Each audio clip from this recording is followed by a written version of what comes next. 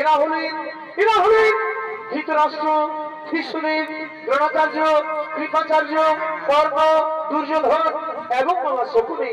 তারা সকলে মিলে সেই হস্তিনাপুর রাজসভার দিকে আগমন করছে।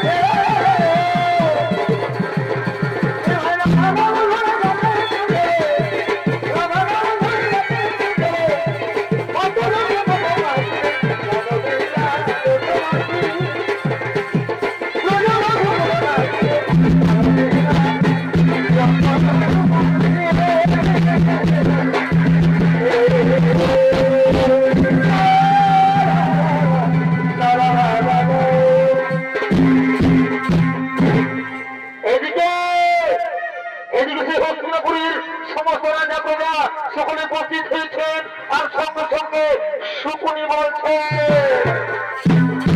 প্রিয় ভাগ্নে দুর্যোধন, প্রিয় ভাগ্নে দুর্যোধন, যা ভাগ্নে যা তুমি সেই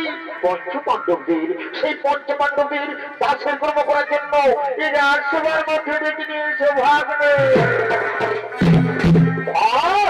চমৎকার মামাশ্রী, চমৎকার, ঠিক বলছেন মামাশ্রী, তাই হবে। আমি এক্ষুনি সেই পঞ্চপাণ্ডবদের দেখার ব্যবস্থা করছি। ওরে ভাই দুঃশাসন, তুমি যেখানে থাকো শীঘ্র চলে এসো রাজসভা।